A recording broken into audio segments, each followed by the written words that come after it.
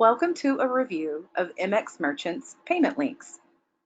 Payment Links lives within the Settings tab found in the left-hand navigation.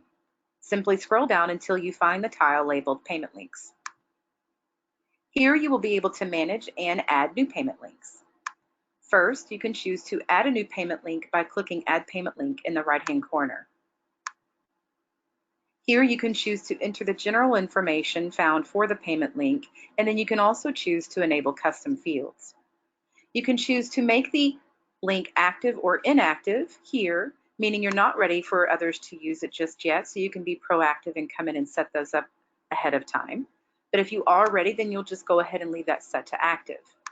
You'll name the payment link whatever you'd like. So if this is going to be the one for folks to stop by and pay their monthly pool service fee for $54.99, you could name it monthly pool service fee, if that's the fee you charge to everyone.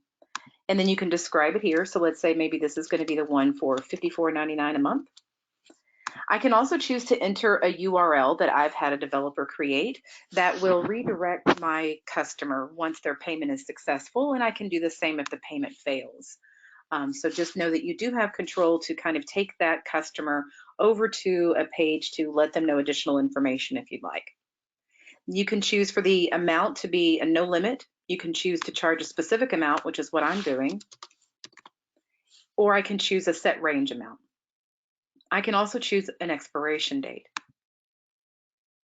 So if I'm only going to maybe allow this special to run for a certain amount of time, I can do that, and you can come back and change the expiration date at any time as well. Here you can then also choose to enable custom fields. So notice that under Enable for this payment link, I can choose yes or no. I have my custom field set here, the field type, and if it's required. So I can choose to enable the custom fields that I've already set up here if I'd like, and I'll show you where you can set those up here in a moment. So once you've completed this information, you'll click Save. Notice it says the payment link was saved successfully, and also I have a link here. If I click on the link, I'm taken to exactly what the customer would see if I was to take this link and email it out to the customer to pay. Notice the amount is already entered and cannot be changed.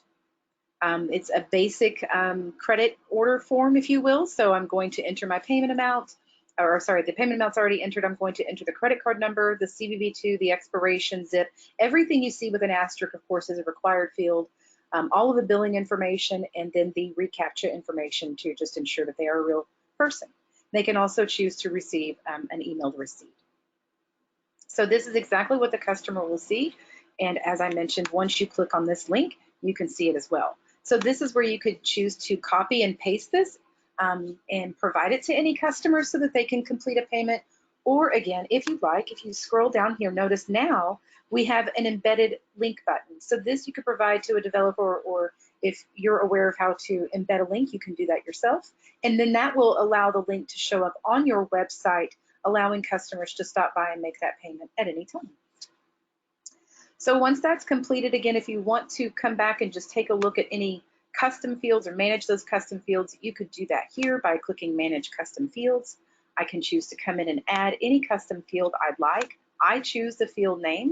I choose the data that should appear for that type of field that I'm entering. So, is it numerical?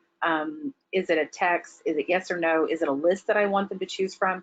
And this really gives you the opportunity to gather additional information on that customer should you need to.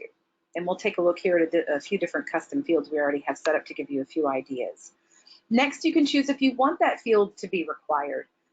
Most custom fields are typically not required, but you certainly could if that's something that you're wanting to maintain for your customers.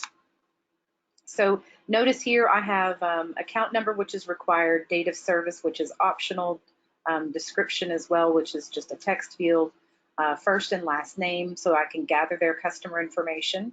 That's important if I want to be able to apply this to any other system or keep up with this record in any way as it coincides with that individual. You could do patient number, right? You could also have a question like I have here is, would you like to hear about our special offers? This would then allow you to know if maybe you want to add their email address to a mailing list for those special offers. I imagine that you could then think of, quite a few different things you might want to capture for your customers to gather more intelligence on them. So you can definitely do that through those custom fields.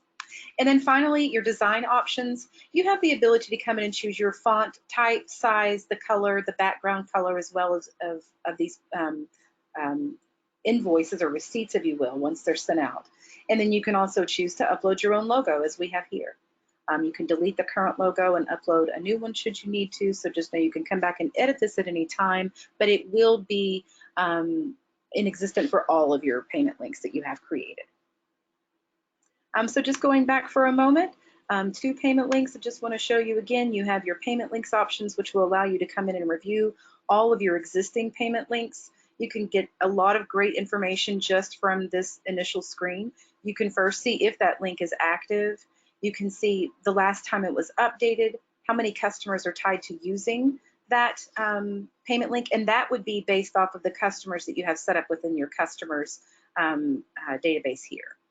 And any transactions that are tied to that as well, the total amount process. So this is going to be the number, this is going to be the total amount, and then any expiration date you have set for that link as well, so you can just keep an eye on it. Again, you can come back in and manage these at any time like we looked at just by clicking on it, and you can come in and change any of this information anytime you need to. Of course, it will update that link for whoever has access to it. So that is payment links. I hope that helped provide any type of solution that you're looking for in regards to allowing customers to come by and stop and pay either via your website, or if you're needing the ability just to email that link out for customers to pay. So thank you for your time, and we hope that this video helped.